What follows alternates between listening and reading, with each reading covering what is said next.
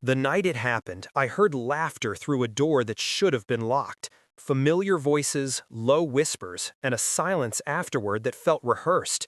When I opened that door, I didn't walk into a room. I walked into the end of two families. I remember the sound before anything else, not the words, just the tone. A kind of soft, private laughter that did not belong in my sister's house that late at night. I stood in the hallway, my hands still on the banister, and for a moment I tried to convince myself it was the television. Maybe they were watching something funny and the volume was low. Maybe I was being paranoid. Maybe I wanted to be. The light under the bedroom door was thin, a pale line stretching across the floorboards like a warning. I could hear them now, one voice, then the other, familiar, too familiar. My partner's voice had this little crack when she whispered, a soft break in the middle of her sentences, like she was always on the edge of a confession. My brother-in-law had a deeper tone, slower, like he weighed every word before he said it. Those two sounds should never have blended like that, not in the same room, not at this hour, not with the door closed. I stood there long enough for my heart to start racing ahead of me. Every beat felt louder than the last, like it was trying to break out of my chest. I told myself I was being stupid. We had all spent the evening together. Dinner, drinks, stories that stretched back into childhood. My sister had gone upstairs early with a headache. I had stepped outside to take a call and get some air. It was supposed to be a normal family night. It was supposed to be safe here. But that laughter, that silence afterward, it was the silence that scared me. The kind that falls when people are too close to each other, breathing the same air, sharing a secret. I moved closer to the door, careful with my steps, as if the floor beneath me might betray the weight of my suspicion. My hand hovered above the doorknob, fingers shaking. I did not want to touch it. I did not want to know. There is a moment before the truth when your whole life still feels intact, like a glass that has not yet been dropped. I was standing inside that moment, and I could feel the edge beneath my feet. I heard her again, her voice, the one I knew better than my own. Only this time it was softer, breathier. I could not make out the words, but I knew the tone. I had heard it in darker rooms, whispered against my neck, in our own bed. It did not belong here. It did not belong with him. My hand closed around the doorknob on its own, as if my body had decided it was tired of lies before my mind could catch up. The metal was warm, like someone had just touched it. My throat tightened. I pressed my ear to the door, just for a second, desperate for one last piece of doubt to cling to. Then I heard his voice, closer, murmuring. The bed creaked, the soft rustle of sheets, a small, quiet sound from her that made my stomach twist. Everything inside me went still. I did not knock. I did not clear my throat or call their names. I turned the knob slowly, half expecting it to be locked, half hoping it would be. It turned without resistance. The door gave way under the lightest push, opening into a slice of light that cut across my face. I saw feet first. His hanging off the edge of the bed, her legs tangled with his, their bodies too close, too familiar, the way only people who had touched each other more than once could be. The covers were pulled up, but not high enough to hide what was happening, not high enough to protect me from it. Her head turned toward the door. Our eyes met. For a second, everything froze. Her lips parted, but no sound came out. His hand was still on her waist. Time stretched. There was enough space in that silence for me to remember every time she had told me she loved me, every time my sister had told me I was family, that her home was my home, that we were unbreakable. All those words collapsed at once, like a house built on lies instead of bricks. She scrambled away from him, clutching the sheet to her chest like it mattered, like modesty could still save her. His face shifted from confusion to dread, his mouth forming my name, as if saying it might give him control over the moment. "What are you doing here?" she asked. It was the wrong question, the kind of question that reveals everything without answering anything. She was not asking because she cared. She was asking because I was not supposed to see this. Because in whatever story they had told themselves, I did not exist in this room. I did not answer her. I couldn't. My voice had disappeared somewhere between the hallway and the threshold. All I could manage was to stand there and take in the details my brain was trying to protect me from. Her hair, messy in the way I used to think was beautiful in the mornings. The faint red marks on her neck. The way his hand was still halfway reaching for her, as if his instinct was to pull her back, not away. My brother-in-law finally spoke. "It is not what it looks like," he said. I almost laughed. The words were so predictable, so useless, they felt like a bad script. I stepped into the room, each step heavy, deliberate, as if I needed them to feel the weight of my presence, as if I needed them to understand that this moment would divide our lives into before and after. My chest tightened with a strange kind of calm, the kind that comes when the worst thing you imagined turns out to be real, and somehow even worse. I looked at her first, the person I had shared a bed with, a future with, quiet dreams with in the dark. Then at him, the man my sister had married, the man who had stood beside me at family dinners, birthdays, holidays, speaking about loyalty and responsibility. "Say something," she whispered. "Please." I wanted to scream. I wanted to tear the room apart, rip the sheets away, break the bed frame, anything to stop this from feeling like a scene I might wake up from. But the anger sat inside me like a hot stone, heavy and unmovable. The hurt was louder than the rage. "How long?" I asked. My voice sounded strange even to me, flat, detached, like I was listening to a recording of myself. She swallowed hard, eyes filling with tears that came too easily. "It was a mistake," she said. "We did not mean for this to happen. People rarely mean for betrayal to happen. They just keep walking toward it until pretending they tripped feels easier than admitting they chose the path." "How long?" I repeated. He looked away first. That was all the answer I needed, but I waited anyway.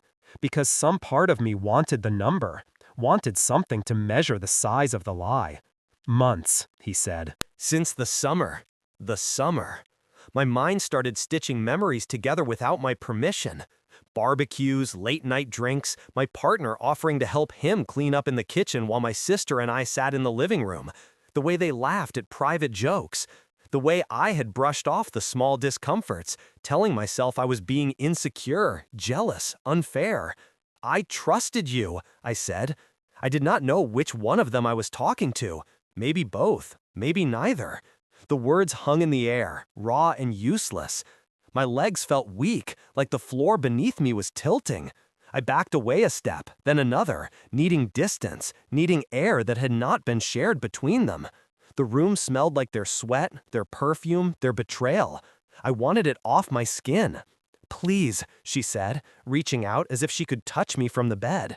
"Listen to me. It did not mean anything. It was just—" She stopped herself, as if even she knew there was no word she could put at the end of that sentence that would not make it worse. My brother-in-law swung his legs over the side of the bed, as if he thought standing up would somehow put him on my level, make him less exposed. He looked broken, guilty, but not enough. Not enough to match the crater opening up in my chest. In that moment, it hit me fully. This was not just my relationship ending. This was the fracture of an entire family. 2 marriages, 2 homes, years of shared history, torn at the center by the 2 people in this bed. I took one last look at them, at the mess of sheets, at the panic in their eyes, at the doorframe that had once meant safety. Then I turned around and walked out, back into the hallway where the laughter had first sounded wrong. Each step felt like I was walking out of the life I thought I had, and into something colder, emptier, and far more honest. I did not know what I was going to say to my sister yet. I only knew one thing. The end of our families had already begun. I had just been the last one to arrive to witness it. When I was a kid, my sister used to tell me that family was the one thing that would never walk away from you. Friends changed, schools changed, cities changed, but family stayed. She was older than me by 3 years, and when our parents worked late, she was the one who made sure I ate, that my homework was done, that I didn't fall asleep on the couch with the television still on. We were not perfect, but we were close. The kind of close that came from shared secrets in the dark, from covering for each other when one of us missed curfew, from whispering about our parents' arguments through the thin bedroom walls. We learned early that sometimes the only thing that felt solid in a shaky house was the person sharing the roof with you. When she met him, I remember thinking he seemed stable in all the ways we were not used to. He was calm, patient, careful with his words. He did not raise his voice, even when the rest of us did. At family dinners, when tension slipped into the conversation like a draft through a window, he would redirect the topic or crack a small disarming joke that made my mother smile in spite of herself. He was good with my sister, attentive. He remembered her coffee order, her favorite movie, the story about how she broke her arm when she was 9 and refused to cry because she thought it made her look weak. He listened when she spoke, really listened. I watched the way she relaxed around him, the way the constant alertness in her shoulders seemed to soften when he walked into the room. I liked him. That is the part one keeps circling back to. I did not just tolerate him because he was my sister's choice. I trusted him. I let him in.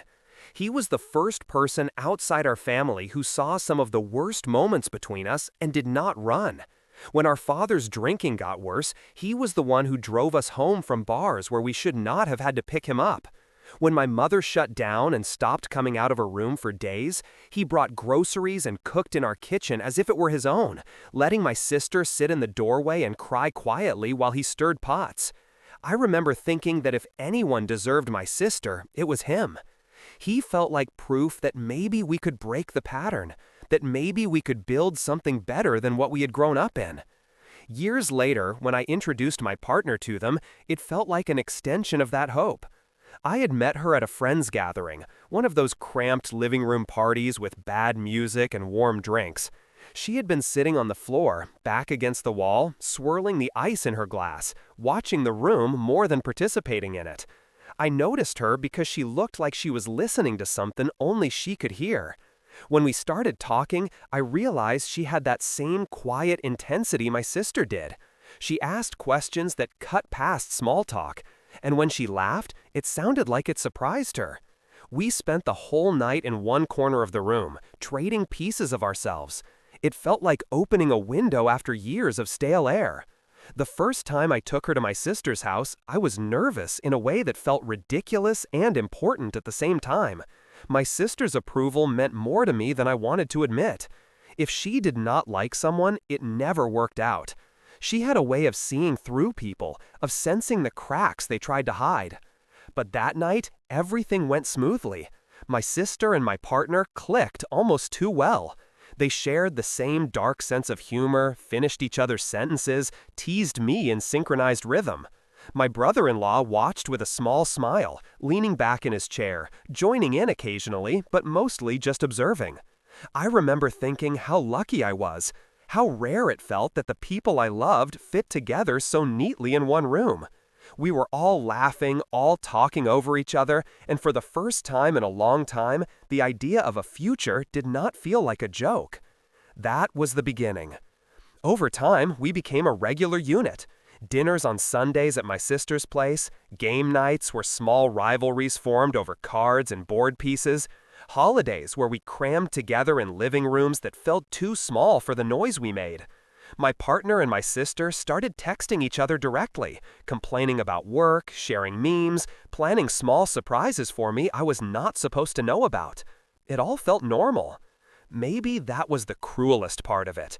There were no red lights blinking at the edges of my vision, no alarms ringing, just a gradual weaving together of lives that looked, from the outside, like something solid. Of course, there were signs. Looking back, there are always signs. You just don't recognize them as warnings when you still believe you are safe. There was the time my partner decided to stay and help my brother-in-law clean up after a barbecue while my sister pulled me aside to talk about our mother. I remember the way my partner's laughter drifted in from the kitchen, joined by his deeper chuckle. At some point, they started washing dishes, and we joked about how we had trained them well. I did not notice the way he looked at her then, or the way she tilted her head when he spoke. If I did, I filed it under comfort, familiarity, trust. There were the late messages when my partner would smile at her phone and say it was my sister sending something funny. I believed it. Why would I not? They had become close. My sister had always wanted another woman in the family she could talk to, someone who understood her without her having to translate every feeling into something digestible. Sometimes I would walk into the room and the conversation would stop, replaced by a casual, nothing important or just venting. I did not push. I told myself that not everything needed to include me, that they were allowed to have their own bond. My brother-in-law started confiding in my partner too, little things at first. Complaints about work, stories about my sister's stress, the way she overextended herself, the way she tried to fix everything and everyone, even when it meant neglecting herself. My partner would listen, nod, offer him the same kind of understanding she had offered me when we met. Sometimes I would hear them talking in a corner after family dinners, voices low but not secretive. At least that is how it seemed at the time. She would touch his arm lightly when she agreed with him, the way she touched everyone when she spoke. He would thank her for listening with that half smile of his that always looked a little tired. It all felt explainable, plausible, kind. That is the thing about betrayal that people who have never lived it do not understand. It does not burst in like a stranger. It grows quietly in the spaces you think are safe. There were small moments, though, that unsettled me in ways I pushed down. One afternoon, I arrived early to my sister's house. I had told her I was running late, but the traffic had cleared. When I walked in, I heard laughter from the backyard. I moved to the window and saw my partner and my brother-in-law talking by the fence, standing closer than usual. Nothing happened, no touching, no lingering looks that I could pinpoint, but something in the way they leaned toward each other made my chest tighten. My sister came into the hallway behind me and smiled when she saw them. "They are getting along, finally," she said. "I am glad. It makes things easier." I nodded and said I was glad too. I did not tell her that a small, stupid part of me felt threatened by that ease. It felt childish, possessive. I had no evidence, just a feeling. And feelings, I told myself, were not facts. There were other forgettable details. The way my partner sometimes knew things my sister had not had time to tell me yet. The way my brother-in-law's eyes flicked to her when my sister made certain jokes, as if he was checking her reaction too. The way my partner's mood would suddenly lift after just talking to your sister's husband about stuff when she had seemed heavy all day. I dismissed it all. I had to. If every odd moment is treated like proof, you will drive yourself insane. So I filed each one away in the back of my mind and chose trust instead. I thought that was what love required. When the summer came, we spent more time together than ever. Barbecues, weekend trips, late stays after dinner that turned into impromptu sleepovers because everyone was too tired to drive home. My partner would fall asleep on the couch, my sister would throw a blanket over her, my brother-in-law would joke that our presence saved them from running out of things to talk about. There was one night, not long before everything cracked open, when we were all sitting around the table after the plates had been cleared. My sister got up to make coffee. I followed her into the kitchen, but paused at the doorway when I heard my name. They were talking about me, my partner, my sister, and her husband, all at once, overlapping. "He is too trusting," my sister said. "That is not a bad thing," my partner replied. "It is one of the reasons I fell for him." "He deserves better than what we grew up with," my brother-in-law added. "He deserves something solid." I remember smiling quietly, warmed by their concern.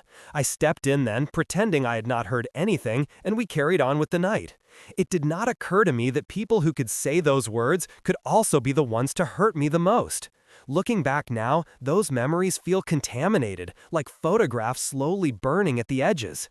Every laugh, every shared secret, every casual touch between them carries a different weight when replayed in my mind. It is hard to tell where normal ended and something else began. What I know for sure is this. By the time I stood in that hallway outside the bedroom, listening to their laughter through the door, the betrayal had already lived among us for months. It had sat at our table, clinked glasses with us, posed in our photos with its arms around our shoulders. I was just the last one to recognize its face. The days leading up to that night feel different in my memory now, as if someone went back and dimmed a light in every scene. At the time, nothing stood out enough to make me stop and question what was growing beneath the surface. I moved through those days believing the ground under my feet was steady, believing the people beside me were exactly who they claimed to be. The first sign came on a Thursday. My partner had been distant all morning, her attention drifting elsewhere even while she sat right next to me. When I asked what was wrong, she said she had a headache. That was her usual answer when she wanted to avoid a conversation. She kissed my cheek and told me she loved me, but the words felt thin, like she was repeating a line from a play she no longer believed in. Later that afternoon, my sister called and asked if we wanted to come over for dinner that weekend. Her voice sounded bright, almost forced, as if she were trying too hard to sound normal. I did not think much of it. She had always been the kind of person who tried to hold everything together even when it was breaking behind her. That weekend, we went to her house again, the same house where everything would fall apart a few nights later. The house had always felt warm to me, filled with pieces of our childhood and memories that anchored us when life outside felt too sharp. But that evening, something about the air felt off, heavy, too quiet, even when people were speaking. My sister's husband greeted us with a smile that did not touch his eyes. He hugged my partner a little longer than he hugged me. I remember noticing it, then dismissing it with the same tired excuse I used for every unsettling detail. I am imagining things. The four of us sat at the dining table, passing food back and forth, pretending the tension in the room was just a long week catching up with us. My sister kept glancing at her husband as if trying to read something in his expression. My partner would not look at me for more than a second at a time. She smiled when she needed to, but her eyes kept drifting to her phone. When dessert was served, my sister excused herself to take a call. My partner followed her into the hallway, saying she needed to ask her something about work. That left me alone with my brother-in-law. He sat across from me, folding and unfolding his napkin until it frayed slightly at the edges. "You doing okay?" he asked. It was such a simple question, said in such a careful tone, that it hit me wrong. I did not understand why he was asking it. Nothing had happened to warrant concern. At least, not in the world I still believed I lived in. "I am fine," I said. "Why?" He shrugged, looking down at his hands. "You seem quiet lately." "I could say the same about you," I said, only half joking. His laugh was short, forced. He leaned back in his chair and rubbed his temple. "It has been a long month." It was the kind of vague answer you give when you want to tell someone the truth but cannot. I did not push further because it felt like pressing on a bruise that did not belong to me. I assumed the tension between him and my sister had grown again. They had their rough patches, their arguments behind closed doors, their silences that lasted longer than they should. I thought it was just another one of those periods. I was wrong. The next sign came 2 days later. I was in the kitchen preparing lunch when my partner walked in holding her phone. She seemed flustered, distracted, like she had just run up a flight of stairs. "Who were you talking to?" I asked, without thinking. She froze for half a second before answering. "Your sister." I nodded slowly. Something about the pause unsettled me, but I forced myself to let it go. Suspicion without evidence felt like a dangerous road to walk. I had always wanted to be better than the people who let their insecurities guide them. But that afternoon, I noticed something else. When she left her phone on the counter to take a shower, a message preview lit up the screen. I did not reach for it. I did not touch it. I did not even lean closer. I just read the name. It was not my sister. It was her husband. My partner returned in that moment and grabbed the phone quickly, too quickly, as if she knew I had seen something she did not want me to. She offered no explanation, and I asked no questions. Silence settled between us like fog, thick and disorienting. That night, I dreamed of standing in front of 2 doors, both locked, both humming with voices I couldn't quite understand.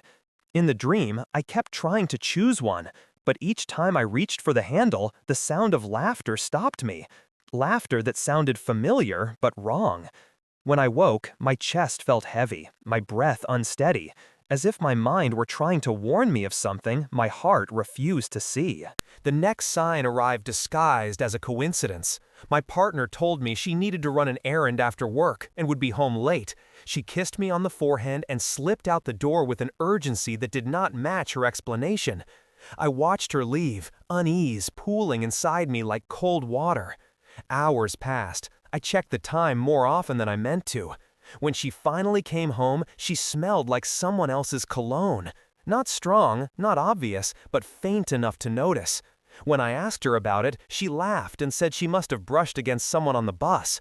I nodded, pretending that made sense, pretending I believed her, pretending the ache growing in my chest was something temporary, something that would pass if I ignored it long enough.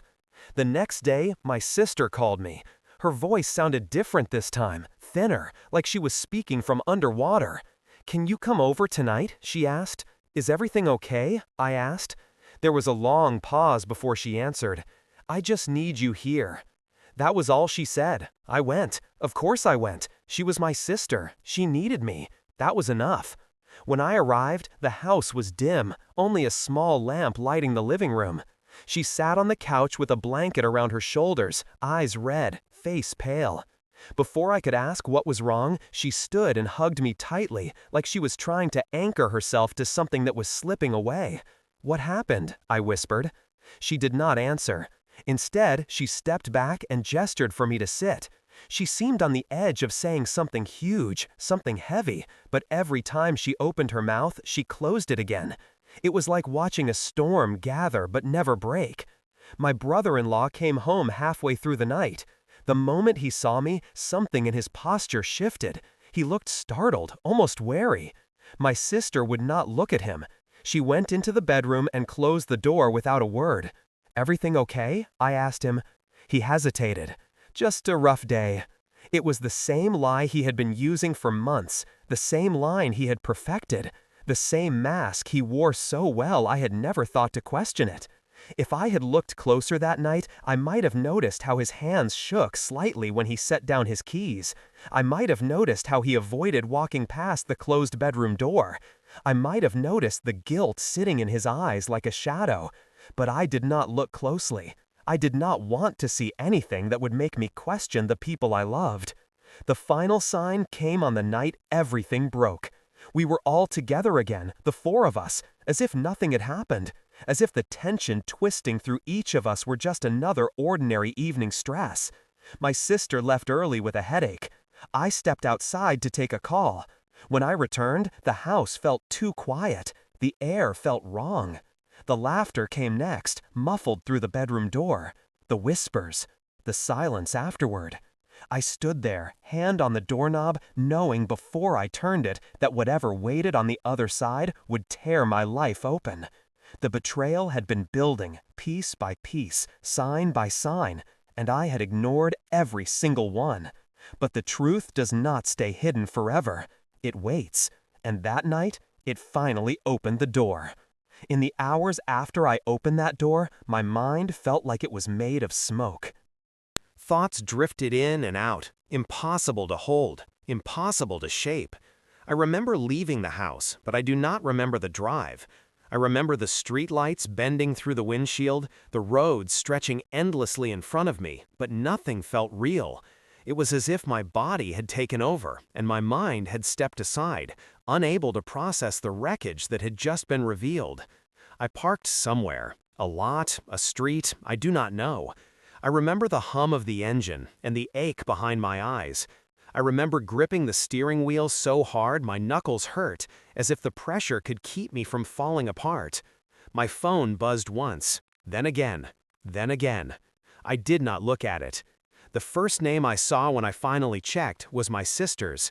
She had no idea what had happened yet. She was in the house, asleep or pretending to be, unaware that the people she trusted most had torn the ground from beneath her. I stared at her name on the screen, feeling the weight of what I now knew pressing against my ribs. My partner had called too, and texted, "Please come back. Please let me explain. It was a mistake. I am sorry." Her words blurred together, a mix of desperation and excuses. I could not bring myself to answer. There are moments when silence is not a choice but a necessity, when your voice no longer belongs to you. At some point, the numbness cracked. Pain poured through the opening like water through a broken dam. My chest tightened so sharply I thought I might collapse against the steering wheel. There was no clean emotion, no clear direction, just a sprawling landscape of disbelief, betrayal, and an anger so deep it felt almost calm. I drove back to my apartment because I did not know where else to go. I did not turn on the lights. I sat in the dark, listening to the quiet hum of the refrigerator and the hollow echo of a home that no longer felt like mine. My phone buzzed again, then again. I threw it into a corner of the couch and let it vibrate itself into exhaustion. Hours passed. At some point, dawn began to lighten the room. The walls, once familiar, looked foreign in the new daylight. I realized I had not slept. I realized I was not sure I could. My sister called again, and this time I answered. My throat was raw, my voice thin. "Can you come over?" she asked. "Please, something is wrong." The words made my heart drop. She had sensed it. Maybe not the details, but something in the air of her home had shifted. Guilt has a scent. Secrets have a weight. She must have felt it through the walls. "I will be there," I said. The drive to her house was a blur again, but this time the numbness was gone. My chest felt raw, every heartbeat scraping against bone. When I pulled into the driveway, her husband's car was still there. My stomach twisted. She opened the door before I even knocked. Her eyes were red, swollen, as if she had been crying for hours. She stepped aside to let me in, then closed the door behind us with a soft click that somehow made everything feel heavier. "What is going on?" she asked. Her voice shook. "He will not talk to me. He came home last night acting strange. He slept on the couch. He looked like he was terrified of something." I looked toward the living room. He was sitting on the couch, head in his hands, the picture of someone unraveling. When he heard us, he looked up. Our eyes met. Guilt sat in his like a dark stain. My sister saw that look too. Her breath hitched.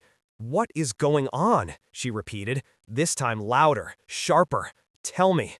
She looked between us, trying to piece something together that she should never have had to imagine. I could feel the moment slipping toward the edge of no return. She deserved the truth, but the truth would destroy her. She stepped closer to me, gripping my arm. "You know something," she said. "Tell me." I opened my mouth, but nothing came out. My throat closed. My words failed me, just like they had the night before. Her husband stood abruptly. "Please," he said, voice cracking, "just sit." "No," she said. "Tell me what is going on right now." He rubbed his face with both hands, shaking his head. It was a mistake. The same lie he had used on me. The words made my sister freeze. Then she looked at me again, eyes wide with terror. "What was a mistake?" she whispered. This time I could not lie. My silence had carried far enough. The truth had been festering in the walls of this house long before I found it. I took a breath that felt like swallowing glass. "He cheated," I said. The words struck the room like a physical blow. My sister's face went blank, her breath catching in her throat. She looked at her husband, waiting for him to deny it, begging him to deny it. He did not. Her voice came out in a whisper.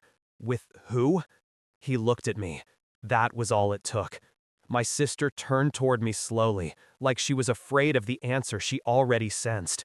Her lips parted, trembling. "Who?" she repeated. I could barely hear my own voice. "My partner." For one long, suspended second, she did not react. The silence felt like gravity shifting.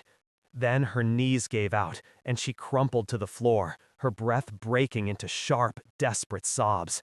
I knelt beside her, but she pushed me away with shaking hands. Not out of anger, out of devastation. "No," she gasped. "No, not her, not him, not both. No." Her husband stepped forward, reaching out, but she recoiled as if his touch would burn her. "How long," she demanded through her tears, "how long have you been lying to me?" He bowed his head. "Months." She screamed, a raw, guttural sound I had never heard from her before, a sound that shattered something inside me. "You ruined everything," she cried. "Both of you ruined everything." She looked at me again, tears streaming down her face. "Why did you not tell me last night?" I swallowed hard. I could not. I did not want to hurt you. She shook her head in disbelief. "You did not want to hurt me? It was already done. You should have told me." Her husband began to cry too, not quiet tears, but the kind that shake a person's whole body. The sound of it filled the room, but my sister did not look at him again. Instead, she stood slowly, her legs trembling beneath her. "Get out," she said to him. He hesitated. "Please, get out." Her voice cracked but did not falter. She pointed to the door. He looked at me, as if hoping I might stop this unraveling, but I could not. He grabbed his keys and walked out, the door closing behind him with a dull finality. When we were alone, my sister sank onto the couch, trembling. I sat beside her, but she did not lean on me. She stared ahead, her breathing uneven, her eyes unfocused. "I trusted her," she whispered. "I trusted him. I trusted both of them. I let her into this family." Her voice broke on the last word. I placed my hand on hers. This time she did not pull away. Her body shook as she cried. I held her quietly, both of us caught in the same wreckage, breathing the same ruined air. 2 relationships had died in the same moment. 2 homes shattered. 2 families collapsed under the weight of the same betrayal, and neither of us would be the same again. The hours after the confrontation felt like a storm with no center. My sister drifted between rage and collapse, her voice rising, then fading to a whisper so faint I could barely hear it. I stayed with her because there was nowhere else I could be. My own heartbreak was still bleeding inside me, but her pain had eclipsed mine. We were 2 people trying to stand in the ruins of our lives, unsure which parts belonged to which of us anymore. She cried until her body could not produce another tear. She sat with her hands in her hair, elbows on her knees, staring at the floor as if it held the answers she had been denied. Every few minutes she whispered something, sometimes my name, sometimes his, sometimes hers, the woman she had welcomed into our family, as if she were already a sister. At one point she lifted her head and looked at me with an expression I had never seen before. A hollow, quiet devastation. "How could they do this to us?" she asked. "We were supposed to be family." I did not have an answer. Some betrayals had no explanation. Some people tore down the walls you built around them simply because they wanted to see what would happen. By late afternoon, she had fallen asleep sitting upright. Her head finally rested against my shoulder. I let her rest. I did not move. My own exhaustion sat heavy behind my eyes, but I forced myself to stay awake. I wanted to be there when she opened her eyes, when the memory of what happened returned to her in fresh waves of pain. At some point, her phone buzzed on the coffee table. I reached for it, thinking it might be her husband trying to apologize again, but it was not him. It was my partner. I stared at her name on the screen, and something inside me cracked. She had sent one sentence. "Can we talk?" Talk? As if the truth were something that could be smoothed over with a conversation? As if the wreckage could be swept into a corner and ignored? I turned the phone face down and set it back on the table. I did not want to talk. Not to her. Not yet. Maybe not ever. When my sister woke, it was evening. She blinked slowly, her face puffy, her voice hoarse. "Is he gone?" "Yes," I said quietly. She nodded, a small, fragile motion. "Good. I do not want to see him. Not today, not tomorrow. I do not know about after that." She closed her eyes for a long moment, then looked at me again. "You need to tell her to leave you alone." My jaw tightened. "I will." She studied my face then, really studied it, as if she were seeing my hurt for the first time instead of only her own. Her eyes softened. "I am sorry," she whispered. "I was so lost in my pain I forgot you are going through this too." "It is okay." "No," she said, "it is not. She broke you, he broke me, and they did it together. We are both standing in the same wreckage, and neither of us deserved it." Her words pierced deeper than she knew. I felt my throat tighten. My voice barely made it out. "I thought she loved me." "I thought he loved me," she replied. "I guess we were both wrong." Silence settled between us then. Not empty silence, heavy silence.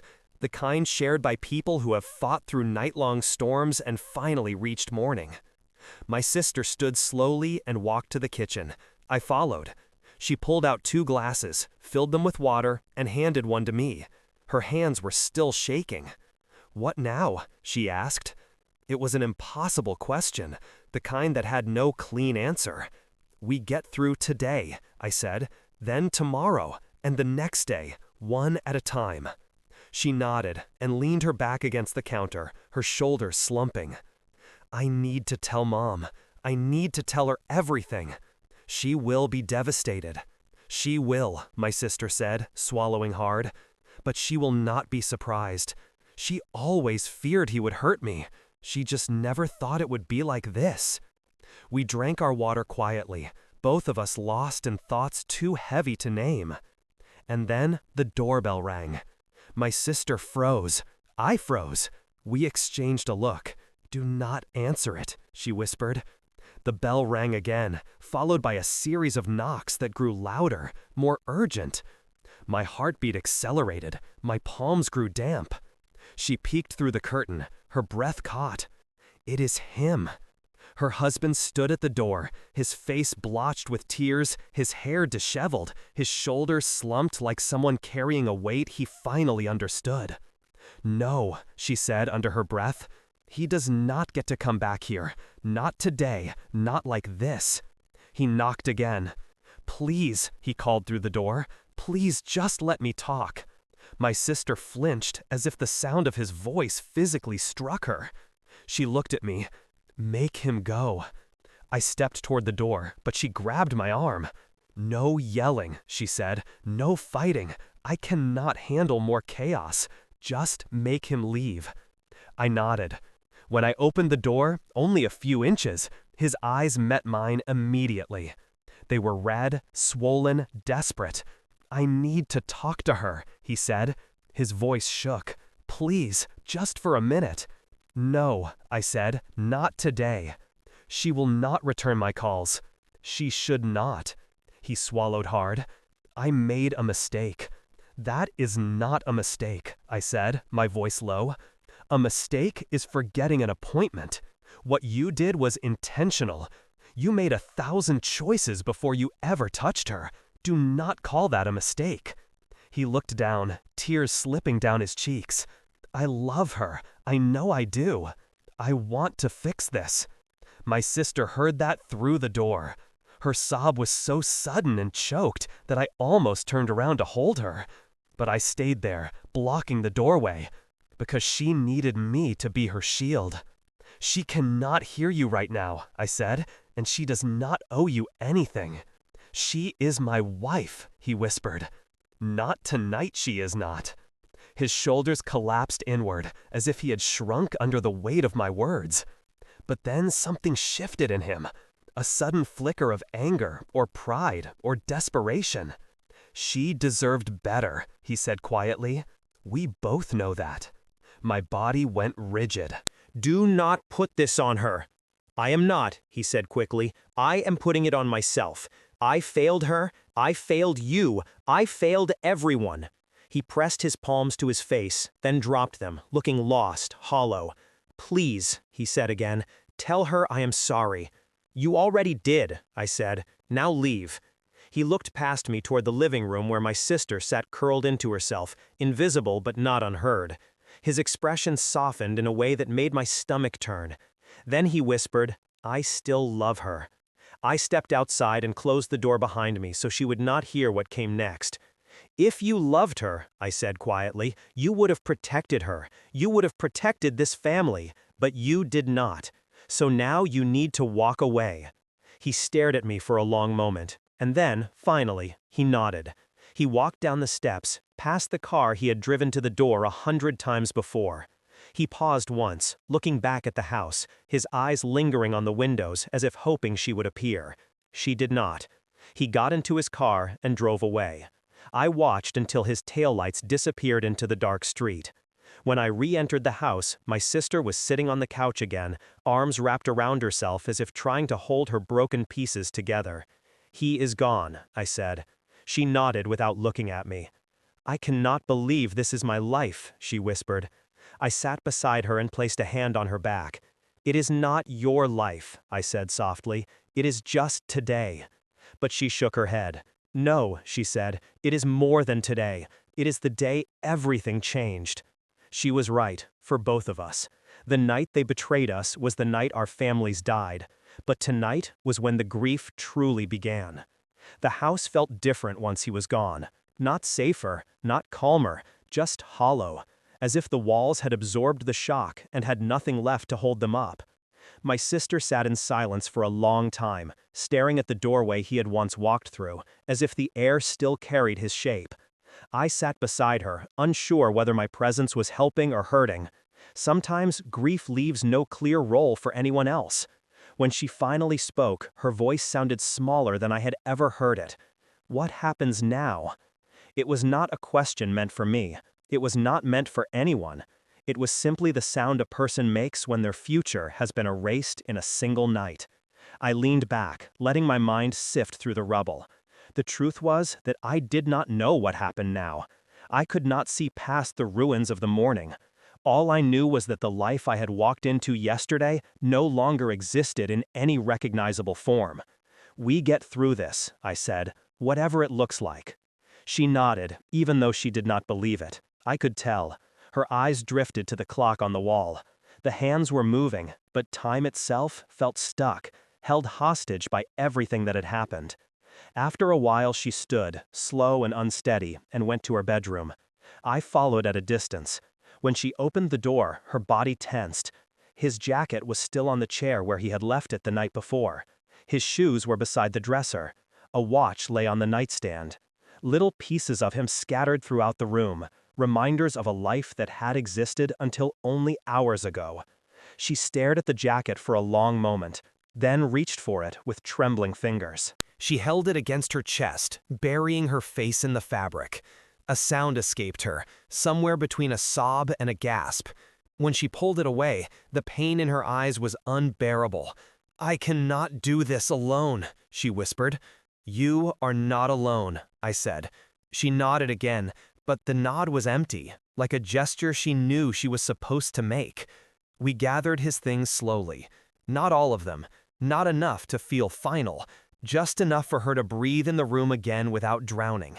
She placed the items into a box, closing the lid with far more gentleness than the betrayal deserved. When she finished, she sat on the edge of the bed, her hands folded in her lap. "When Mom finds out, she is going to say she knew it," she said. "She always said he was too good to be true. I hate that she was right." "She was not right," I said. "He was not too good to be true. He just chose to be someone else." She looked at me then, eyes swollen, lashes clumped from tears. "How long have you known?" I swallowed hard. "Since last night. Why did you not tell me right away?" "Because I did not know how," I said. "Because I felt like if I said it out loud, it would somehow make it more real." She lowered her head. "It was real long before you opened that door." I could not argue with that. We sat in the quiet, letting the truth settle into the room. It was strange how betrayal could feel both explosive and suffocating, how it could tear everything apart, yet leave you numb. Eventually, she lay down, curling into herself like a child. I pulled the blanket over her and sat in a chair beside the bed. I did not plan on sleeping, but exhaustion crept into my body like slow-moving fog. At some point, my eyes closed. I woke to the sound of her crying again, soft, muffled. I sat up, heart sinking. "It hurts so much," she whispered, not realizing I was awake. "I do not understand how he could love me yesterday and lie to me today." I moved to sit beside her. "People do not change in a day," I said quietly. Her breath hitched. Another wave of pain washed over her. "Does it ever stop hurting?" she asked. Her question burrowed deep into my chest. If there was anyone who should have had an answer, it should have been me. I had been carrying my own heartbreak since the moment I opened that door, but the truth was, I did not know. The pain in me felt endless, sharp, and raw. A wound that was still too new to understand. I said slowly, it stops being the only thing you feel, but it never disappears completely. She nodded, tears slipping into her pillow. What about you? She asked. What are you going to do? Her question sent my mind spinning. Before last night, I had believed I understood my life. I had believed in my partner. I had believed in us. Our plans, our conversations, our private world of routines and tenderness. I had believed in the future we talked about on quiet nights when the world felt far away. Now all of that felt like a half-remembered dream. I do not know yet, I said. I cannot talk to her. Not now. She does not deserve your voice, my sister whispered. Her words sank deep. I knew she was right. In the afternoon, she asked me to call our mother. I stepped into the hallway to do it. When she answered, it took only seconds for her to hear the heaviness in my voice. "What is wrong?" she asked. I tried to begin gently, but there was no gentle version of this story. When I told her, silence filled the line. A sharp inhale, then a sound that was part anger, part heartbreak, part something older than both. "I knew he would hurt her," she said. "I always knew." I hated hearing it, not because she was wrong, but because she had always spoken through the lens of her own wounds. Our parents' marriage had been a battlefield. They passed their scars down to us whether they meant to or not. "She needs you," I said. "I will come right away." When she arrived, my sister dissolved the moment she saw her. She collapsed into our mother's arms, sobbing so hard she could barely breathe. Our mother held her tightly, whispering words too soft for me to hear.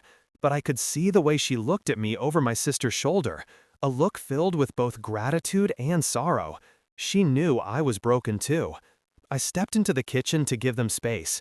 My phone buzzed again, another message from my partner. "Please talk to me. No one else will understand if you do not. I am sorry." The messages came like taps on an already fractured window, small but persistent. I stared at the last one until my vision blurred. Sorry. Sorry was a word used to clean up spilled water, not broken homes. I blocked her number.